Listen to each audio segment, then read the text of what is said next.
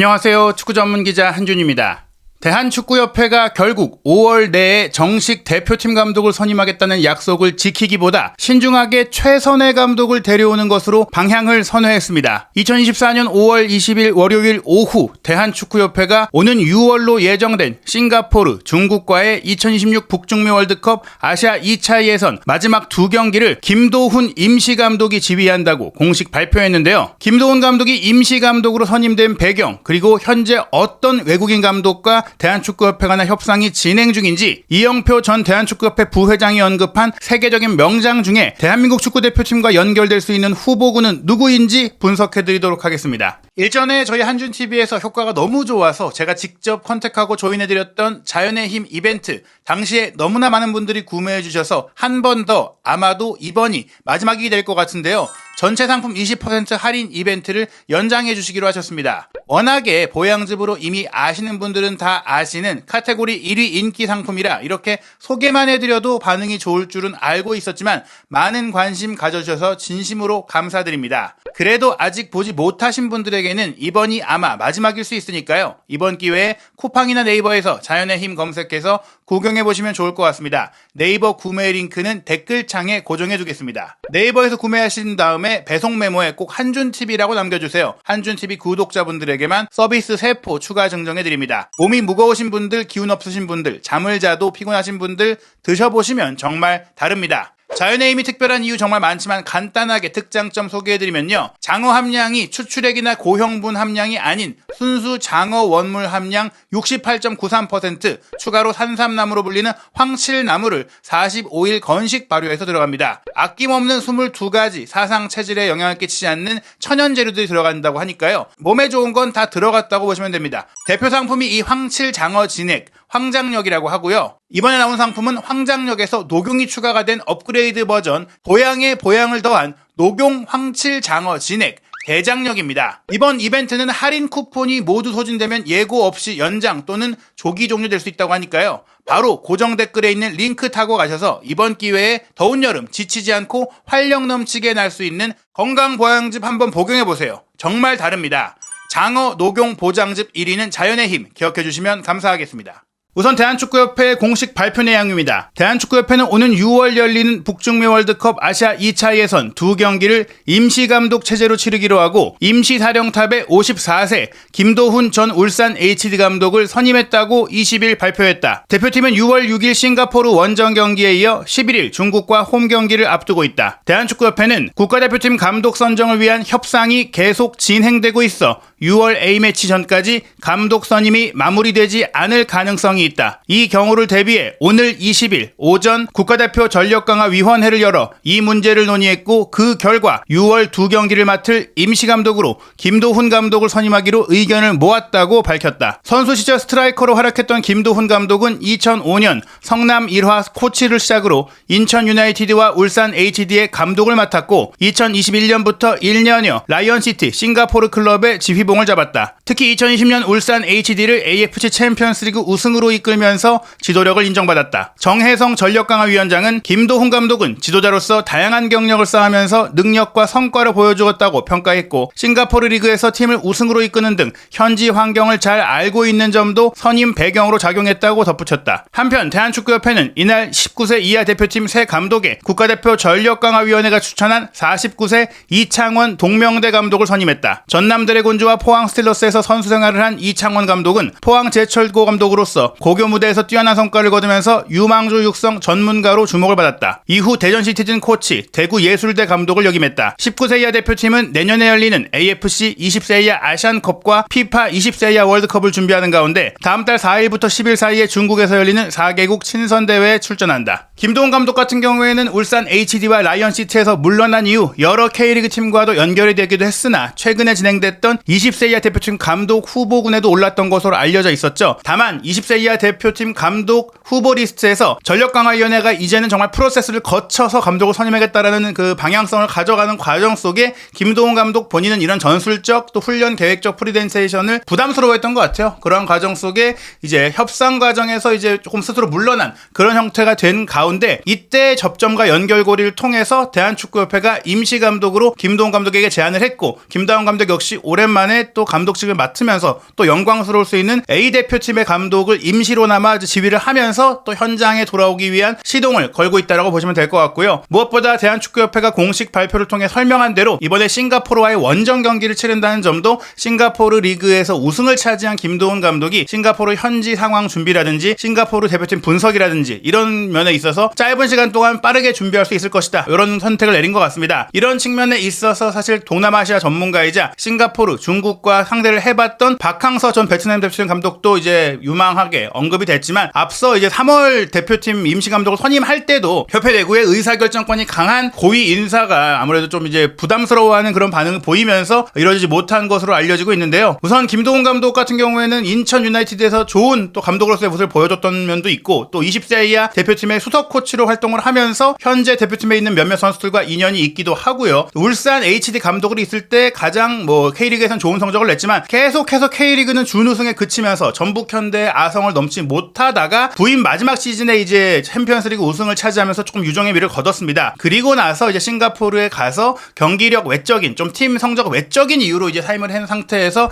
야인 생활을 보내왔었고, 이제 다시 이제 현역으로 복귀할 수 있는 상황이 됐는데요. 이번 두 경기 잘 치르고, 또 어떻게 보면은 이 두 경기는 정말로 이전에 3월에 있었던 황선홍 감독의 사례와 달리 정식 대표팀 감독을 가기 위한 수순이나 점검의 무대가 아니라 정말 순수하게 이 두 경기를 준비하는 것이고, 이 두 경기를 본인 입장에서는 정말 다시 감독직으로 돌아오기 위한 다른 팀들, 다른 본인에게 이제 관심을 가질 수 있는 팀들에게 보일 수 있는 쇼케이스의 의미도 있고, 또 말씀드린 대표 선수로서 또 월드컵을 참가했던 한국 축구의 레전드로서 또 대표팀을 위해서 봉사할 수 있는 그런 기회라는 점에 있어서 여러모로 이제 좋은 기회가 된 것 같습니다. 한편 저희가 영상을 촬영하던 도중에 정혜성 대한축구협회 전력강화위원장이 KBS와의 인터뷰를 통해서 마시 감독에 이어서 카사스 감독과의 협상도 결렬됐다라고 밝히면서 사실상 원점에서 재검토라는 이야기를 통해서 그로 인해 김도훈 감독에게 6월 A매치를 부탁하게 됐다. 그리고 9월 A매치까지 시간적으로 여유가 있고 유럽도 시즌이 끝나기 때문에 조금 더 이제 지원자 풀이 넓어지니 새로운 후보군으로 검토하겠다라고 이야기를 했습니다. 저희가 말씀드린 대로 아예 새로운 후보군이 구성되고 그 인물들로 협상이 진행될 거라고 보시면 될 것 같고, 귀네슈 감독 같은 경우에는 3, 4순위 등 후보군에는 있었지만 실질적으로는 협상 대상이 아니었으며 협상 카드로 가지고 있었긴 했으나 마쉬 감독 그리고 이제 카사스 감독 중에 될 거라고 생각을 했기 때문에 이 두 감독이 이제 무산이 됐을 때는 지금 이제 시점상으로도 그렇고 원점 재검토가 더 낫다라고 이제 판단을 내렸다고 합니다. 정혜성 위원장이 솔직히 너무 힘들다, 정말 힘들다고 하면서 이해를 당부했는데요. 한국 축구에 필요한 분이 어떤 분인지 전력강화위원회 10분들과 정말 열심히 노력하고 있다라고 말했고, 9월 A매치를 목표로 새 감독 선임 작업 다시 구성한다고 하는데요. 이 과정 속에 제시마시, 카사스 그 이상급의 감독이 되어야만 지금의 실망을 만회할 수가 있겠죠. 이러한 상황을 좀 추측할 수 있는 것이 이영표 전 대한축구협회 부회장, 실질적으로 테크니컬 디렉터의 역할까지도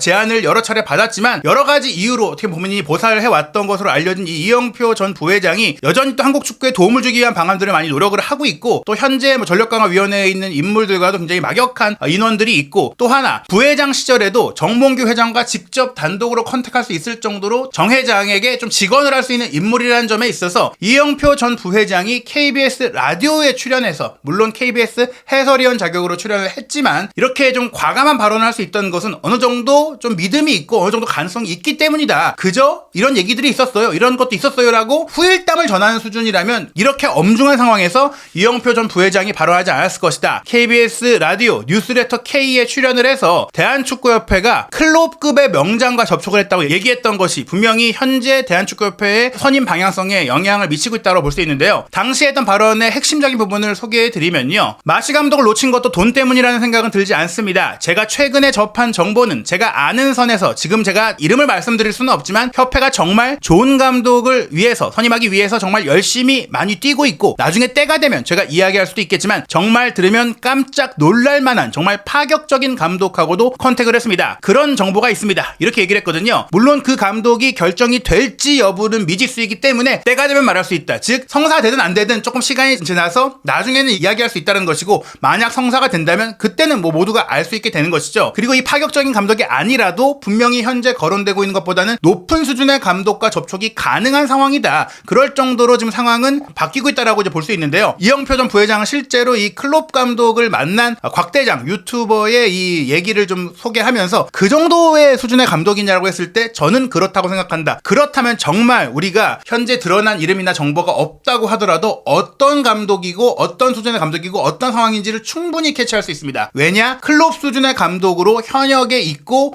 또 현재 한국 대표팀과 연결될 수 있는 계약 상황인 인물이 얼마 없기 때문이고요. 또 하나 현재 협회의 자금 문제에도 불구하고 이 정도의 감독이라면 이영표 전 부회장은 이렇게 얘기했어요. 축구라는 게 이 스포츠에서 이제 한국 사회에 기여할 수 있는 것이 정말 엄청난 가치가 있다. 돈으로 환산할 수 없는 가치가 있다는 것을 우리가 2002년 월드컵을 통해서 확인을 했다. 정치적으로 좌우 이념적으로 보이지 않는 계급적으로 극렬하게 분열되어 있던 이 나라가 축구라는 이름으로 어떤 일이 벌어졌는지를 우리가 봤다. 그 사회적인 가치를 고려한다면 대한민국의 여러 기업들과 스포츠계와 많은 인사들이 이 결과, 이 성과를 위해서 움직일 수 있다. 그 돈이 얼마가 됐든 간에 물론 실무진이 현실적인 고민을 해야 될 부분이 있겠지만 그 이상의 가치를 바라보는 합의만 이루어진다면 한국 축구가 돈 때문에 못 데려올 감독은 없을 것이다. 물론 사우디라든지 뭐 다른 엄청난 거대 자본만큼의 돈을 막 쏟아부어서 돈으로 설득하는 게 아니라 한국 축구가 갖고 있는 잠재력과 한국 대표팀이 보유한 손흥민, 이강인, 김민재와 같은 월드 클래스 선수들과 월드컵을 2년간 준비해서 치를 수 있다라는 비전과 프로젝트, 그 모티베이션을 고려한다면 충분히 합리적인 금액으로 세계적인 명장을 데려올 수 있다라는 설명이고요. 그렇다면 현재 한국 대표팀이 선임할 수 있는 클롭급의 감독은 누구이냐? 클롭급의 감독이라고 하려면 소위 말하는 유럽 4대 리그 내의 우승을 차지해야 된다고 생각합니다. 21세기로 통틀어서 얘기한다면 프리미어리그, 라리가, 분데스리가, 세리에 A 정도의 리그에서는 본인의 지도력을 입증하면서 우승을 했어야 되고 그게 아니라면 최소한 UEFA 챔피언스리그라든지 유로파리그 우승을 이뤘어야 하는데 클롭급이라고 정말 그 정도 명장이라고 얘기를 한다면 파격적인 깜짝 놀랄만한 수준이라면 역시 챔피언스리그 우승 경력이 있어야 한다고 봤을 때 지난 20년 동안 챔피언스리그 우승을 이룬 감독들의 면면을 보면 무리뉴 감독, 리버풀의 베니테스 감독, 바르셀로나 시절의 레이카르트 감독, 그리고 현재도 레알 마드리드의 챔피언스리그 결승 진출을 이끈 카를로 안첼로티 감독도 있고 맨시티의 과르디올라 감독도 있고 이 우승 경력에는 현재 전북 현대의 고문 역할을 맡고 있기도 한 이탈리아 출신의 첼시의 이제 감독 대행으로 부임을 해서 우승을 이끌었던 로베르토 디마테오 감독도 있지만 사실 디마테오 감독을 두고 클럽급 감독이다. 누구도 이렇게 생각하진 않잖아요. 이런 부분들은 배제를 할 수가 있고 그 외에 현재 파리 생제르맹에 끌고 있는 루이스 에니케 감독이라든지 레알 마드리드의 경이로운 3연속 우승을 이끈 지네딘 지단 감독이라든지 또 바이에른 뮌헨의 트래블을 이끈 한지 플릭 감독, 그리고 파리 생제르맹과 또 첼시를 이끌었고 첼시에서 챔피언스리그 우승을 이뤘고 올 시즌을 끝으로 바이에른 뮌헨을 떠나게 된 투헬 감독 등이 있는데요. 여기서 이제 실질적으로 올여름 현 시점에서 움직일 수 있는 감독은 분명히 개인적인 지도자 커리어에 있어서는 하향세를 맞이하고 있는 주제 무리뉴 감독, 그리고 바이에른 뮌헨을 떠나겠다라고 공식 발표한 토마스 투헬 감독이 있고 챔피언스리그 우승은 이루지 못했지만 프리미어리그와 세리에 A 우승을 이뤘고 또 토트넘에서 손흥민 선수의 프리미어리그 득점왕을 이끌어냈던 이탈리아 출신의 안토니오 콘테 감독이 있다고 할 수 있겠습니다. 물론 지네딘 지단 감독 역시 오랜 기간 야인 생활을 하고 있지만 다른 유럽의 명문 클럽들의 제안도 마다하고 있고 어떻게 보면 자신의 차기 행보로는 프랑스 대표팀에서 디디에 데샹 감독이 물러난다면 그 자리를 이어받을 생각이 아마도 가장 강하다 보니까 그 어떤 제안도 좀 마다할 거라고 봐야 될 것 같고요. 그리고 이제 위르겐 클롭 감독이 리버풀을 떠나기로 하는 상황인데 무엇보다 지금 개인적으로 지쳤고 가족과의 시간을 보내기 위한 안식년의 개념이기 때문에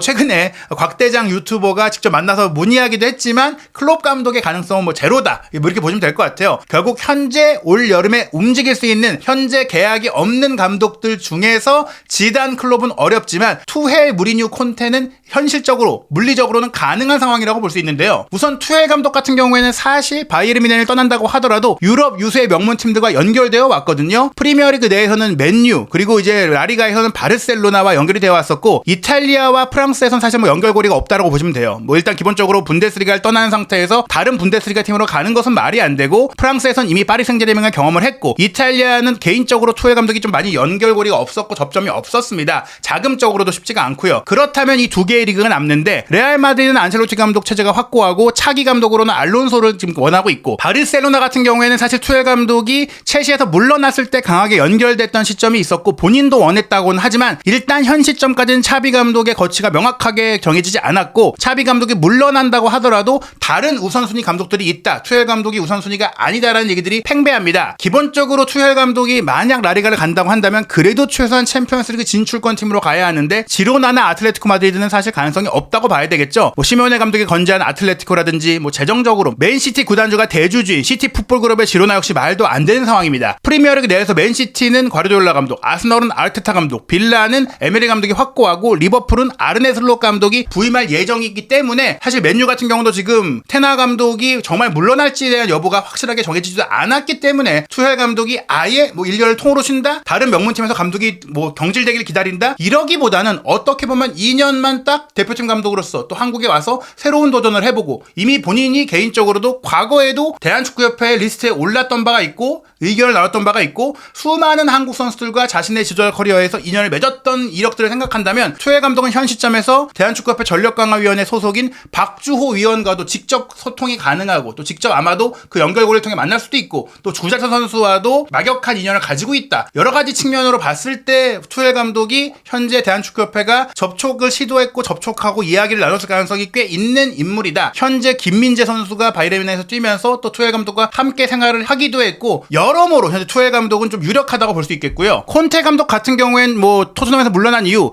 다음 일을 좀 구하는 것이 생각보다 여의치 않고 있어요. 왜냐? 토트넘에서의 실패 과정에서 콘테 감독이 지도자 경력 내내 보여왔던 그런 단점들이 조금 부각됐던 면이 있고 또 본인의 연봉이라든지 본인이 원하는 이적 시장에서의 권한을 조금 이제 맞춰주기 어려운 팀들 좀 많이 남았거든요. 프리미어리그 팀들 제외하면 사실 이제 다른 유럽의 명문리그 팀들은 최상위권 팀이 아니면 자금적으로 넉넉하지가 않은데 특히 이탈리아 팀들 같은 경우에는 그런 경제적인 부분들이 굉장히 어려워지다 보니까 AC 밀란이라든지 유벤투스 같은 팀들과도 연결이 됐지만 콘테 감독의 운영 방향성을 맞추기가 쉽지가 않다. 뭐 이런 얘기들이 있어요. 이러한 가운데 꾸준히 콘테 감독과 연결되고 있는 팀은 나폴리인데요. 데 라우렌티스 회장이 이제 콘테 감독과 개인적인 친분도 있고 또 어느 정도 연봉과 또 선수 보강에 대한 의지를 좀 맞춰주려는 의지를 갖고 지난주에도 이제 협의를 가졌다고 하는데요. 다만 말씀드린 대로 이 콘테 감독의 성향 자체가 선수를 끌어올려서 성과를 내기보다는 갖춰진 선수, 완성된 선수로 결과를 내는 윈나우형이다 보니까 현재 아탈란타가 유로파리그 결승에도 올라가 있고 또 이제 아탈란타에서 성과를 낸 가스페리니 감독이 올 시즌을 마치고 나서 거치에 대한 이야기를 할 수 있다고 하다 보니까 어떻게 보면 가스페리니 감독 역시 나폴리의 후임 후보다 보니 만약 정말 최종적으로 나폴리가 가스페리니 감독을 선임하게 된다면 정말 이제 다른 팀을 찾기가 어려워질 수 있는 콘테 감독이라는 점에 있어서 콘테 감독도 아예 대한축구협회와의 연결고리의 가능성을 배제할 수는 없다. 그리고 무리뉴 감독 같은 경우에는 지금 튀르키예와 많이 연결되고 있죠. 페네르바체가 이제 회장 선거 과정 속에서 무리뉴 감독을 선임하겠다라는 공약을 내건 후보가 있었지만 실질적인 움직임은 없었다고 하고요. 최근 유럽 현지의 보도, 튀르키예 언론 보도를 통해서 확인된 부분은 베식타스의 부회장인 후세인 위첼 부회장이 직접 뭐 공개적으로 이야기를 했어요. 무리뉴 감독에게 한 달 전에 연락했고 무리뉴 감독도 환영하더라. 경제적인 세부 사항도 직접 해결을 했다. 이탈리아에 가서 이제 만날 예정이고 무리뉴 감독의 연봉이 높긴 한데 우리가 스폰서십 계약을 통해 충당할 수 있기 때문에 재정적인 부담도 없을 것이다라고 얘기를 했습니다. 사실 뭐 사우디아라비아 클럽들도 무리뉴 감독을 원했지만 무리뉴 감독은 아직 사우디에 가기보다는 자신의 커리어를 더 만들고 싶다는 의지를 보여주고 있고 프리미어리그 팀들과도 몇몇 연결고리가 있었지만 일단 기본적으로 지금까지 무리뉴 감독이 부임했던 팀들보다는 급이 낮은 팀들인데다가 그 팀들도 조금은 무리뉴 감독을 부담스러워하는 측면이 있다 보니까 무리뉴 감독도 다음 스텝을 결정하기가 쉽지가 않거든요. 베식타스가 튀르키예 최고의 명문팀이기는 하지만 베식타스에 가서 튀르키예 리그에 도전을 하는 것은 무리뉴 감독 입장에서는 분명히 새로운 도전이라고 보기에는 커리어의 급격한 하락이라고도 여길 수 있는 선택일 수 있는데 유일한 선택지라면 어쩔 수 없겠지만 현재 대한축구협회 한국 대표팀이 월드컵을 목표로 2년간의 제안을 한다면 무리뉴 감독 역시 적정한 연봉이라면 충분히 움직일 수 있다. 이 돈을 발했다면 사우디에 갔을 감독이기 때문에 정말 합리적인 수준 코칭 스태프를 포함했을 때도 이 정도면 괜찮다 하는 금액만 된다면 협의가 가능할 것이다 라고 볼 수 있겠습니다. 실제로 과거 빗셀굽에도 무리뉴 감독에게 오퍼를 했던 바가 있었던 때가 있는데요. 그럴 정도로 어떻게 보면 아시아 지역 내에서도 무리뉴 감독과 접촉될 수 있는 대리인들이 있다라는 점에 있어서 무리뉴 감독의 가능성은 배제할 수 없다고 볼 수 있습니다. 또 하나의 가능성이 유로 2024 대회와 코파 아메리카 대회가 올여름에 열리고 이 대회 이후 이 대회를 마치고 나서 매물로 나올 수 있는 감독이 있지 않겠느냐 뭐 이런 얘기들도 많이 있었는데요. 현실적으로 지금 대부분 유로와 코파에 참가하는 유럽과 남미 팀들은 2026 북중미 월드컵 기간까지 계약을 해놓고 있다 보니까 데려오는 것도 쉽지 않아요. 데려올 수 있는 상황이 된다면 아주 처참한 실패를 맛봐야 될 텐데 그럴 가능성도 높지가 않습니다. 그리고 현재 언급된 감독들보다 더 좋은 감독들은 몇 되지 않는데요. 유로에 참가하는 팀들 같은 경우에는 프랑스의 디디에 데시앙 감독, 이탈리아의 루치아노 스팔레티 감독, 독일의 나겔스만 감독이 있는데 나겔스만 감독은 최근 바이에른이 다시 돌아오라는 제안도 마다하면서 독일 축구협회와 계약을 연장했고 스팔레티 감독은 이탈리아 대표팀에 부임한 지가 얼마 되지도 않았고 데시앙 감독 같은 경우도 사실 프랑스를 떠나서 한국에 오기보다는 만약 프랑스를 떠난다면 다른 유럽 클럽을 맡을 가능성이 높다고 봐야 될 것 같습니다.